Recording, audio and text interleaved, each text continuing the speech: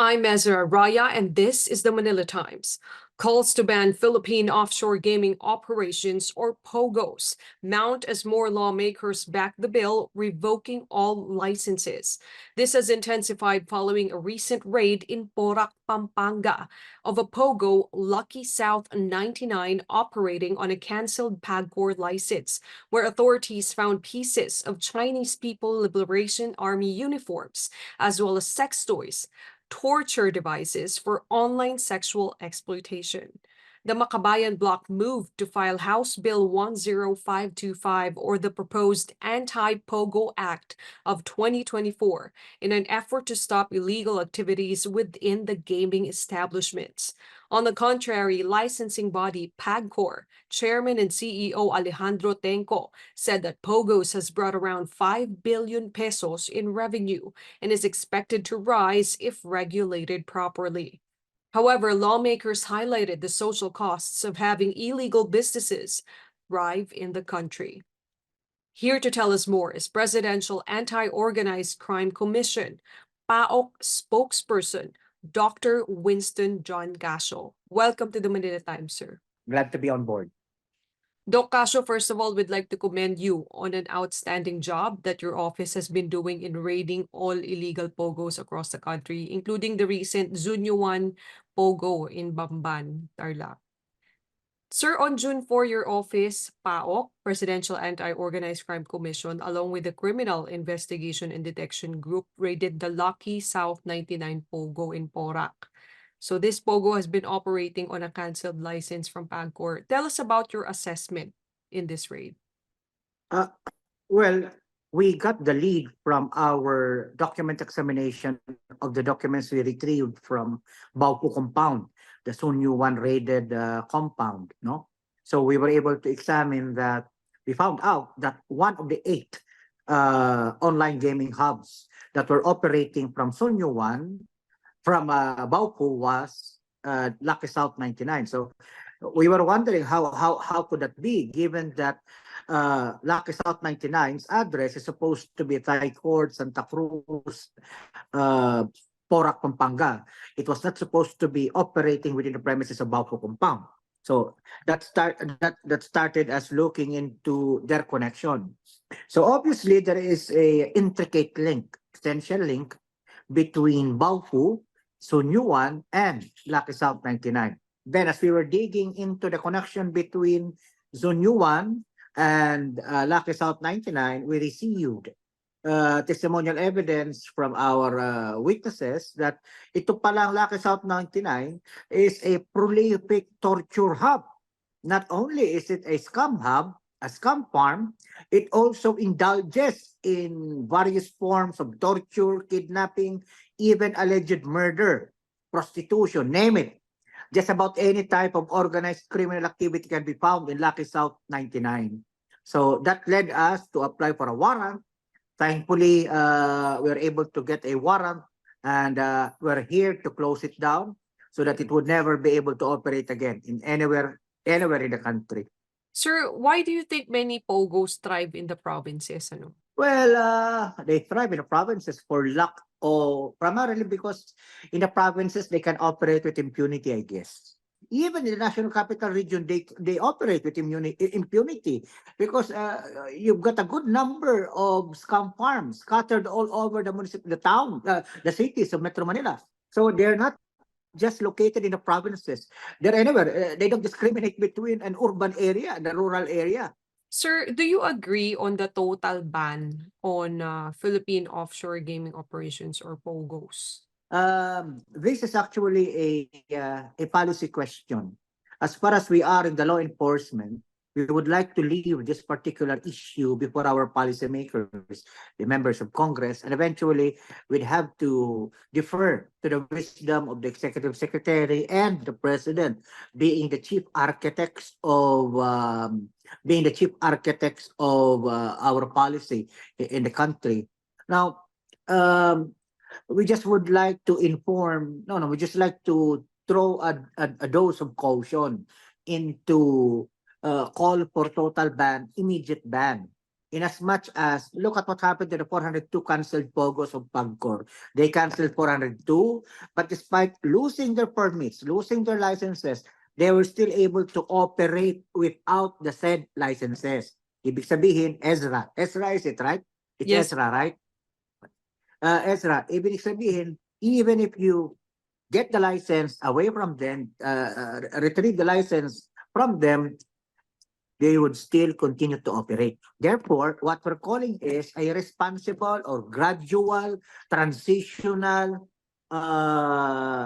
closure of all of these online gaming operations. Not an outright ban, but rather a transitional, gradual, or we would be happy to have it.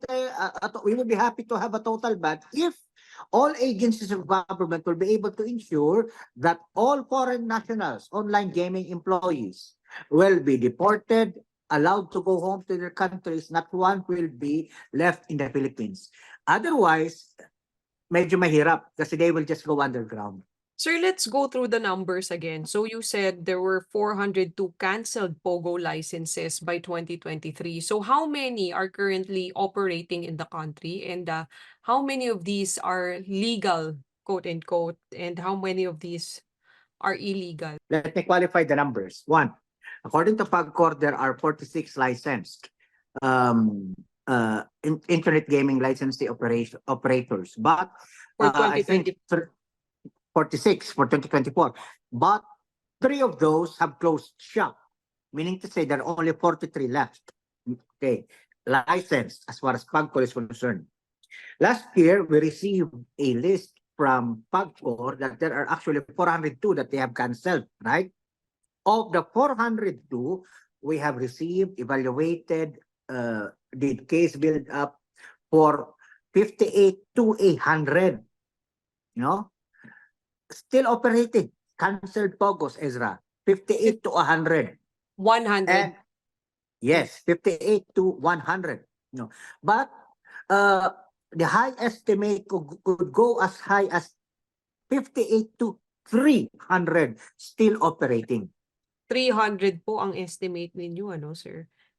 So Yes, Baofu, ma'am. Sunyuan, and Lucky South 99 are just one of this 300 estimated still operating POGOs. So going back to what you said, sir, to the case of Lucky. No. Sunyuan was a licensed IGL. That was licensed. No, they had a license for one building, floors, second, third, and fourth, if I'm not mistaken. So they had a license for 3 floors in one building.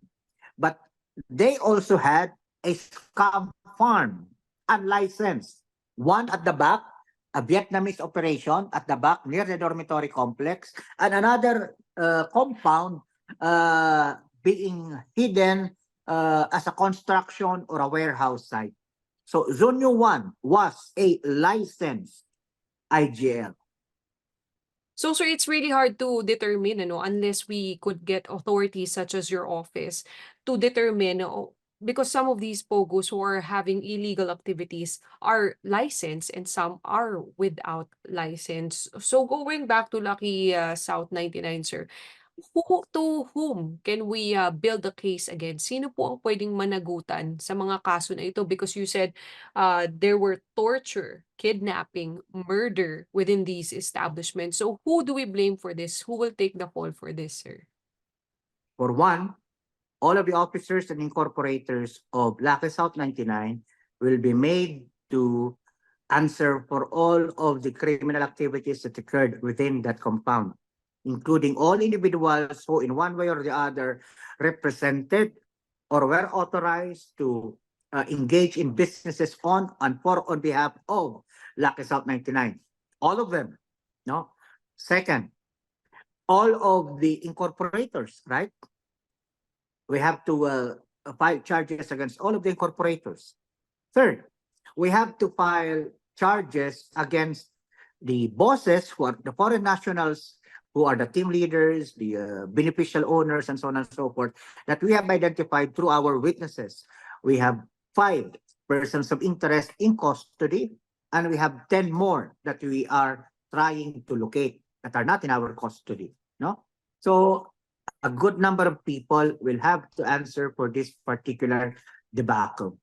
And how about the local government, sir? As we have police officers and who have been relieved of their duties due to this, sir. As far as the local government is concerned, una, we have to defer to the Department of the Interior to be able to initiate the investigation against the local chief executive and maybe and the other officers of the LGU. Now, at the very least, it would have the chief of the business processing and licensing office has to be made to answer for this particular problem. Why? Ezrah, supposedly they did not issue a permit for 2024. Tama? They said that in a public forum.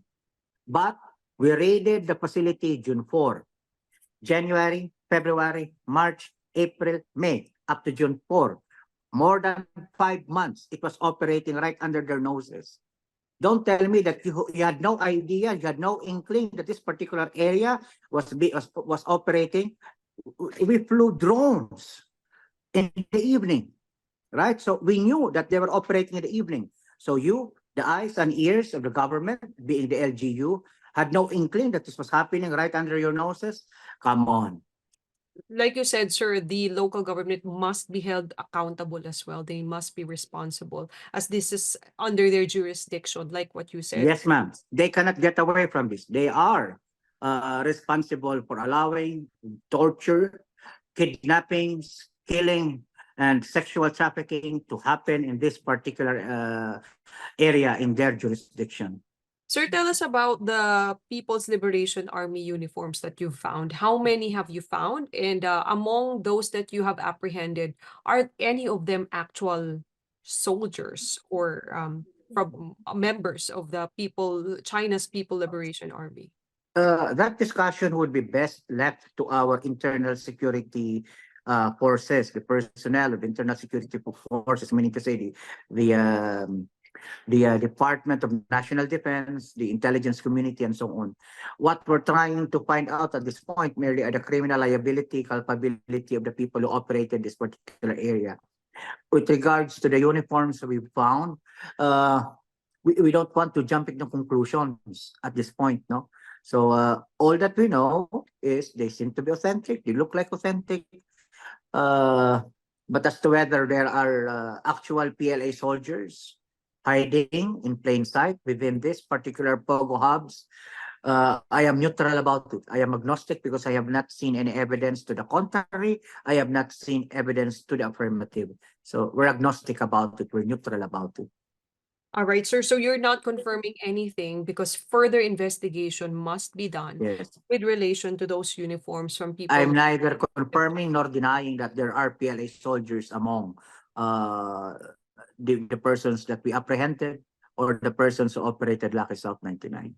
But further investigations are currently underway. Yes, there is an ongoing investigation on the matter. Yes, sir.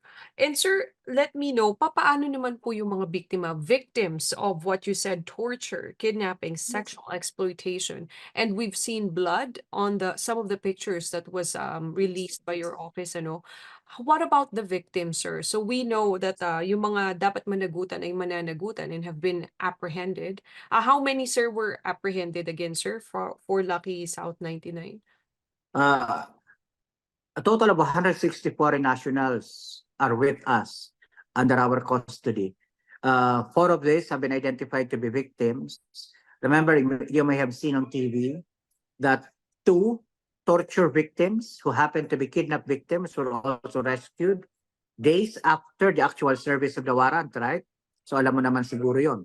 Yes. Then during our initial arrival in the area, 2 individuals identified themselves to be kidnapped victims. So there are 4 identified kidnapped and torture victims in the area. Likewise, we have identified 5 foreign nationals who have been identified by our deponents, witnesses, and the victims to be team managers, leaders, and enforcers. So we have taken out 4 of the victims who are 4, taken out the 5 that we will charge initially. So 151 have been processed for immigration violations. All of them are unable to explain as to why they're in the Philippines. They have visas that do not explain, that don't seem to tally as to their actual places of work. A good number of them have told us that they have lost their passport several months, years ago. A few of them have also told us that they are tourists, but when asked how long have they been tourists in the Philippines, 2 years. So their stories do not add up. So where are they now, sir? So after questioning, especially the victims, where are they now? The victims have been subjected to welfare checks, to psychosexual evaluation, to medical checkups, and all. They're being taken care of by the PAOCC, by the commission. The 100, the others, on the other hand, all of them are with us, by the way. So we're just waiting for the summary deportation orders that would be released by the Bureau of Immigration before we can start proceeding with the deportation of the rest who will not be charged criminally. I see, sir. During your raids, this has exposed several problem areas aside from the local government and the licensing bodies, sir. Pati po pala yung mga even those in charge of allowing these tourists or foreign nationals to be in the country. So some of them are trafficked and some of them actually have visas. So if allowed to operate, sir, how do you think can we control POGOs, the illegal activities of these POGOs? It's quite difficult, really. Thinking offhand, it's really quite difficult. All that we know of is that the problem is gargantuan. No, it's almost like we're facing a juggernaut here, and we are always at the losing end, primarily because Ezra, we spend a lot of money to be able to neutralize a particular POGO operation or particular illegal POGO operation. No? So it's like facing a juggernaut. But what is certain is what is required to finally end the problem is a whole of government approach. It has to involve all agencies of government. And at the end of the day, it has to be a whole of nation approach. You have to involve the community. The local community must not look the other way simply because they're earning from a particular scam farm, right? So long as the local communities report, so long as the local government units do their job, so long as the local police do their job, so long as the prosecutorial service do their job, so long as the other national agencies such as PAOCC, the PNP, and so on do our job, then there is a hope. There is hope. There is a chance that we'll be able to lift this problem. But if government, if the various instrumentalities of government allow themselves to be co-opted by allowing themselves to be corrupted by the huge amount of money flowing out of these scam farms, then it's hopeless. Very well said, Doc Casio. Thank you so much again. Presidential Anti-Organized Crime Commission PAOCC spokesperson Dr. Winston John Casio. Maraming salamat po.